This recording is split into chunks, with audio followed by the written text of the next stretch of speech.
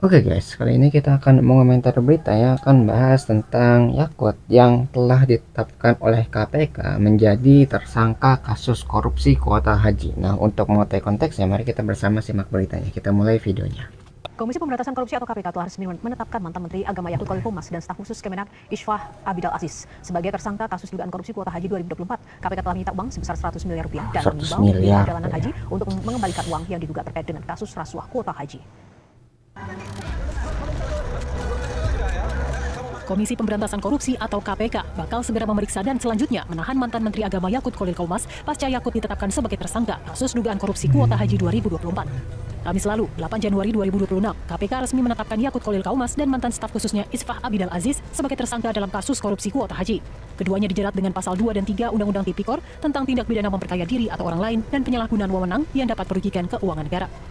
Kasus ini bermula ketika pemerintah Arab Saudi memberikan tambahan kuota haji tahun 2024 sebanyak 20.000 jemaah untuk mempercepat antrean haji reguler di Indonesia. Namun Kementerian Agama melakukan diskresi dengan membagi kuota jemaah haji ini menjadi 50% untuk antrean haji khusus dan sisanya untuk kelompok haji reguler. Itu ya, biasanya ada pembagiannya tuh antara yang reguler sama yang khusus gitu. Udah ada persenannya, tapi diubah sehingga yang khususnya ini tuh sampai 50%. Jadi diperbanyak yang khususnya. Sehingga kan orang membayar lebih tadi ya. Nah, kelebihan uang itu yang dianggap korupsi. Ya.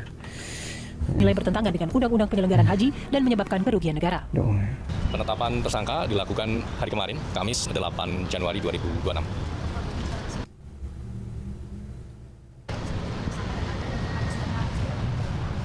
Mengarah sini maksudnya?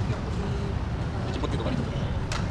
Untuk surat penetapan tersangka sudah kami sampaikan kepada pihak-pihak terkait mengenai pemeriksaannya lagi kapan, termasuk juga penahanannya, nanti kami akan update. Perkembangan dari penyidikan kasus dugaan korupsi kuota haji 2024, KPK disebut sudah menyita uang sebesar 100 miliar rupiah berasal dari sejumlah pihak yang telah diperiksa, diantaranya pihak swasta penyelenggara ibadah haji khusus. KPK mengimbau pihak Biro Perjalanan maupun Asosiasi Penyelenggara Ibadah Haji untuk segera mengembalikan uang yang diduga terkait dengan kasus rasuah kuota haji 2024.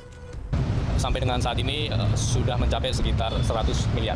Ya, ini masih akan terus bertambah. Oleh karena itu, KPK terus mengimbau kepada pihak-pihak PHK, Biro Travel ataupun asosiasi yang masih ragu-ragu, silakan bisa segera mengembalikan terkait dengan uang-uang yang diduga terkait dengan dugaan tindak pidana korupsi ini. Ya, jadi kayak biro perjalanan tadi yang dari haji itu ya agensinya juga ikut terlibat gara-gara ya tadi ya, kuota yang harusnya mungkin untuk yang reguler diubah ke yang khusus gitu. Nah, yang khusus ini kan disebar gitu ke para agensi tadi gitu. Jadi agensi yang terlibat itu diharapkan mengembalikan uangnya yang tadi dianggapnya khusus tadi untuk sebagai bukti kasus ini tuh emang benar terjadi, dan kita bisa lihat berapa besar nih kerugian sebenarnya. Tadi kan yang udah kumpul udah 100 miliar nih, nggak tahu lo ada yang belum mengembalikan atau mungkin belum yakin dan sebagainya. Jadi mungkin bisa bertambah lagi kerugian negara gara-gara masalah kuota haji ini. Penasehat hukumnya, Yakut Khalil Qomas mengaku sudah mengetahui penetapan dirinya menjadi tersangka oleh KPK dalam kasus dugaan korupsi penyelenggaraan dan pembagian kuota haji di Kementerian Agama. Yakut pun berjanji akan kooperatif dan menyatakan menghormati sepenuhnya proses hukum yang sedang berjalan. Namun kuasa hukum Yakut berharap semua hak kliennya bisa dipenuhi, salah satunya dengan menjunjung tinggi asas praduga tak bersalah. Dari Jakarta, Tim Liputan Metro TV. Pemirsa, apakah penetapan mantan Menteri Agama Yakut Khalil Qomas sebagai tersangka kasus dugaan korupsi kuota haji 2024 bisa membongkar bobroknya penyelenggaraan haji ibadah haji di Indonesia, maksud kami? Dan untuk membahasnya, sudah bergabung bersama kami ada Koordinator Masyarakat Anti Korupsi Indonesia atau MAKI, Boyamin Saiman. Mas Boy, selamat sore.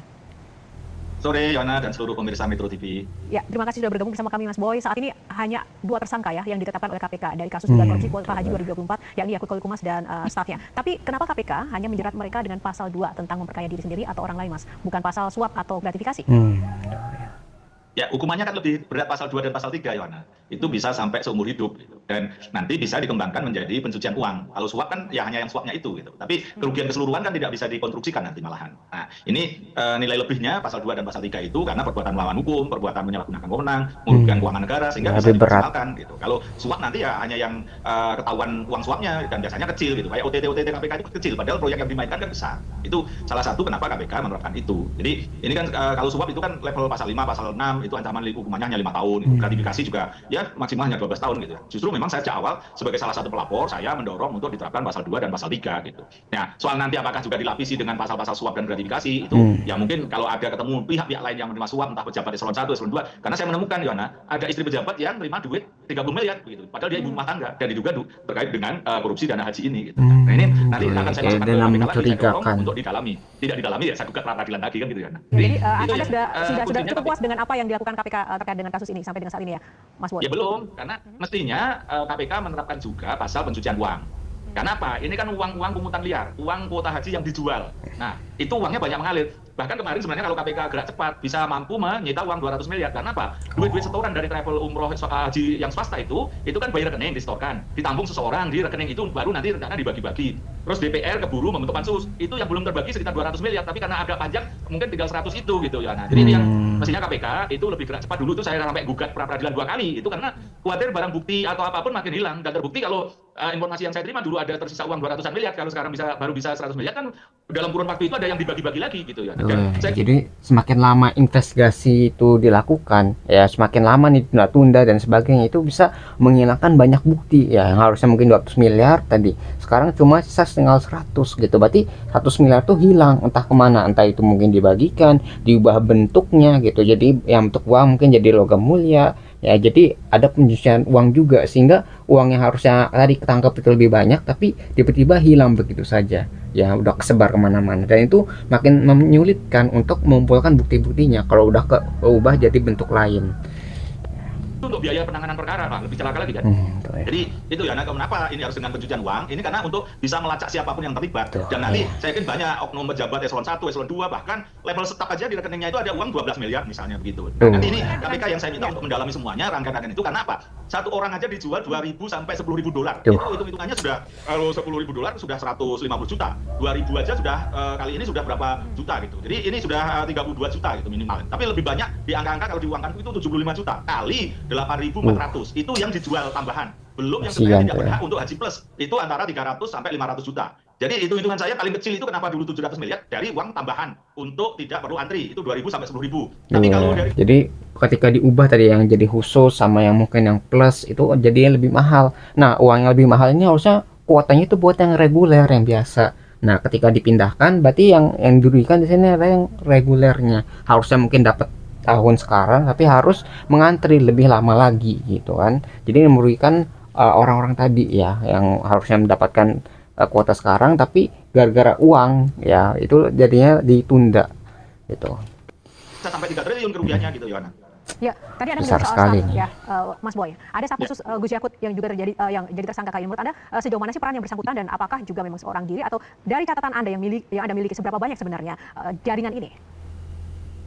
Lebih banyak lagi jaringannya, karena ada yang menyusun surat keputusan Menteri Agama untuk membagi 50% untuk kuota haji plus itu. Padahal itu harusnya kan maksimal 8%. Itu 4 orang yang menyusun. Saya punya catatannya di luar yang sudah ditetapkan tersangka ini. Padahal harusnya kan itu hanya 8% dan harus minta persetujuan dari Menteri Hukum, karena itu bentuknya harus peraturan Menteri Agama. Nah, ini yang nyusun itu 4 orang sudah saya serahkan ke KPK. Itu yang kluster kecil. Yang ini juga ada beberapa yang lain. Proses-proses itu untuk mengatur pejabatnya, untuk mengatur dugaan-dugaan yang dengan pendomplengan bisnis dari travel haji plus itu banyak orang yang terlibat di sana. Nanti juga travel siapa oknum yang juga ikut bermain. Terus pejabat yang jadi banyak juga nih yang belum terungkap siapa aja yang bermain. Jadi nggak cuma dari pihak agama ya, tapi ada pihak-pihak lain juga yang pasti terlibat gitu. Karena untuk melancarkan operasi seperti ini itu pasti membutuhkan uang yang sangat besar, dan ketika ada uang di sana pasti orang akan ikut jadi ingin mendapatkan keuntungan juga, entah itu dari biro hajinya, dari agensinya, atau mungkin dari pejabat-pejabat lainnya yang ikut misalnya dalam masalah administrasinya gitu dan sebagainya. Jadi ikut mendapatkan keuntungan juga nih dari masalah kuota haji ini. Jadi karena ngubah sedikit angka aja ya, itu yang awalnya mungkin dari reguler jadi khusus dan plus, itu uangnya bisa sangat besar sekali. Ya, jadi kasihan banget, ini hubungannya sama agama, hubungannya sama Tuhan, tapi benar-benar dimainkan ya angkanya. Sangat-sangat tidak patut untuk dicontoh gitu ya. Awasi itu banyak, karena persoalan ini multidimensi kalau mau diungkap dengan cara pencucian uang. Staf ahli itu juga begitu. Yang Gus Alek itu di dua kaki, dia satu sisi staf khusus Menteri Agama, satu sisi dia juga menduduki jabatan di Badan Pengelola Keuangan Haji. Itu kan namanya double. Dan kemudian ada peristiwa banyak orang meninggal atau tidak berangkat haji atau tambahan haji reguler yang diisi oleh oknum-oknum tertentu dengan tidak perlu antri. Baru bayar tahun itu juga. Nah, ini kan menggerus uang subsidi. Sebenarnya haji itu untuk reguler itu sekira-kira 93 juta. Tapi jamaah hanya bayar 50 juta karena manfaat dari uang yang dia tanam 20 tahun lalu. Sehingga dapat subsidi dari uang yang ditanam. Nah, kalau bayar tahun ini, tahun 2024, terus kemudian berangkat tahun 2024, ya harusnya dia bayar 90 juta, 93 juta, bukan bayar 50. Nah, dia berarti kan ngambil subsidi orang lain. Nah, inilah dugaan saya kenapa Gus Alex itu juga jadi tersangka, karena dia di dua kaki. Satu sisi di Kementerian Agama waktu itu, dan kemudian satu sisi di Badan Pengelola Keuangan Haji. Dan kemudian orang-orang yang harusnya berangkat tahun itu juga bayar, tahun itu juga bayar 93 juta, hanya bayar 50 juta, ya karena ada dugaan peran karena dua kaki ini gitu. Nah, Ya, sehingga Mas Boy. orang BPKH akhirnya tidak berani menolak gitu, kira-kira gitu. Ya, Mas Boy, satu lagi ini asal mulanya tambahan kuota haji 2024 untuk Indonesia dari Kerajaan Arab Saudi itu hasil lobby dari mantan Presiden Jokowi. Menurut Anda, apakah perlu KPK juga meminta keterangan yang bersangkutan minimal untuk memperjelas sebetulnya 20.000 ini pembagiannya seperti apa? Wajib itu KPK untuk meminta keterangan Pak Jokowi, karena Sebagai kalau tidak saksi diminta itu, keterangan ya. nanti timpang apakah benar. Itu kalau lebih jauh lagi sebenarnya waktu minta itu untuk memotong antrian, karena saya dapat informasinya begitu, memotong antrian berarti kan hanya haji reguler. Jadi 20.000 orang itu harusnya full untuk haji reguler. Nah, itu siapa yang tahu? Ya berarti Pak Jokowi ketika mengajukan lobby terhadap pemerintah Arab. Kalau tidak ada clue isu tentang memotong antrian yang panjang sampai 30 tahun, saya kira pemerintah Arab Saudi tidak nambah 20.000, nambah paling maksimal ya 5.000 seperti tahun-tahun sebelumnya gitu. Justru itulah kalau memang seperti Ya jadi tuh sebagai pemimpin ya kan harusnya tahu nih berapa nih, misalnya dapat 20.000, kuotanya itu benar untuk reguler aja atau pembagiannya bisa dibagi gitu, kayak misalnya reguler berapa, yang khusus berapa, yang plus berapa gitu, misalnya seperti itu. Makanya harus dipanggil juga sebagai saksi. Ini kayak gimana nih perjanjian dengan pihak Arabnya, apakah benar seperti ini atau berbeda. Nah itu harus dikonfirmasi nanti ya ketika tadi ya diajukan sebagai saksi gitu ya, harus ketahuan nih biar jelas kayak gimana perjanjiannya. tanah yang nakal atau Pak Jokowi tidak ngawasi, tidak memastikan itu hanya untuk haji reguler loh, tidak boleh loh untuk haji plus misalnya, kan begitu mestinya. Jangan dibiarkan terus kemudian terus jawabannya ya jangan tanya saya, itu kan nggak boleh begitu kalau urusan Gitu ya. manajemen pemerintahan yang Tanggung baik jawab gitu. tuh ya. Jadi wajib hukumnya bagi KPK untuk minta keterangan Pak Jokowi dengan memanggil sebagai saksi minimal itu. Kenapa? Ya itu tadi 20.000 itu untuk apa? Kenapa resikonya itu? Ya nah, dengan kasus haji yang kemarin itu pemerintah Arab, saya analisa saya itu marah, sehingga apa tahun 2025 tidak dikasih tambahan, tidak dikasih furoda, tidak dikasih mujamalah, sehingga yang rugi siapa? Kita semua juga akhirnya. Karena pemerintah Arab mungkin juga jengkel. Tuh kalian katanya minta untuk antrian, memotong antrian yang panjang haji reguler, ternyata 10.000-nya kalian jual. Nah, marah kan? Kemudian tidak diberi. Mudah-mudahan dengan proses yang sekarang ini, tahun 2026 ini pemerintah sudah luluh dikasih tambahan lagi lah. Karena Ya, jadi gara-gara kesalahan tadi itu kepercayaan hilang dengan negara lain yang misalnya tadi yang udah ngasih kuota, mungkin kuotanya itu buat reguler aja atau kayak gimana gitu ya perjanjiannya. Karena perjanjian itu dilanggar gitu, ada permainan uang di sana, ada transaksi dan sebagainya, akhirnya kuotanya itu nggak ditambah lagi gitu. Jadi kayak ada kayak slack lah, jadi ngambek gitu.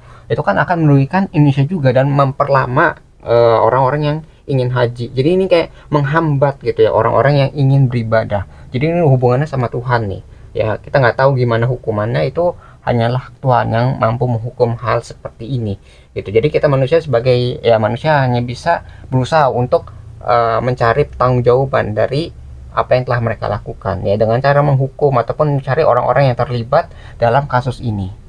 Ya itu usaha kita. tapi karena gara-gara amanah untuk dipotong antrian supaya lebih cepat tapi malah dijual, ini kan rugi juga kita seluruh rakyat Indonesia, terutama calon jamaah haji yang akhirnya harus nunggu 30 tahun. Betul, ya. Dan itu kuncinya di mana? Di Pak Jokowi, harus diminta keterangan gitu ya. Masih. Baik, terima kasih Mas Boy untuk ulasannya bersama Metro hari ini. Salam sehat selalu. Ya, jadi apa yang bisa kita pelajari dari berita ini bahwa ini apa sesuatu yang berhubungan dengan agama harusnya dilaksanakan dengan ikhlas gitu, maksudnya benar-benar tanpa ada kecurangan seperti ini. Ketika ada kecurangan gitu kan, itu akan menyebabkan hal-hal yang tidak kita inginkan ya. Bayangin ini hubungannya sama Tuhan, sama orang yang ingin beribadah, orang yang ingin kayak berpulang lah, ingin melihat Baitullah gitu ya, ingin lihat Ka'bah, itu mereka halang-halangi seperti ini ya, hanya karena ingin mendapatkan uang lebih dari orang-orang yang memiliki uang gitu kan ya. Kayak tadi yang harusnya reguler itu kan ada subsidi, diubah jadi yang plus, jadi yang khusus, jadi orang bayar lebih, nanti kelebihannya itu uangnya bisa dibagi-bagi dan sebagainya. Inilah yang harusnya tidak boleh dilakukan ya, apalagi hubungannya sama agama, sama Tuhan. Itu yang kasihan nanti semua orang yang terdampak dan ingin mengunjungi Mekah, ingin berhaji. Nah kasihan juga yang kayak gitu. Nah mungkin yang bisa kita pelajari berita ini bahwa hal seperti ini tidak akan terjadi lagi ya di masa yang akan datang. Nah kalau kalian tertarik dengan sumber beritanya, link sudah saya cantumkan di deskripsi video. Mungkin sekian yang bisa saya sampaikan, semoga video bisa bermanfaat. Kurang lebihnya mohon maaf, kita ketemu lagi di pembahasan selanjutnya, insya Allah.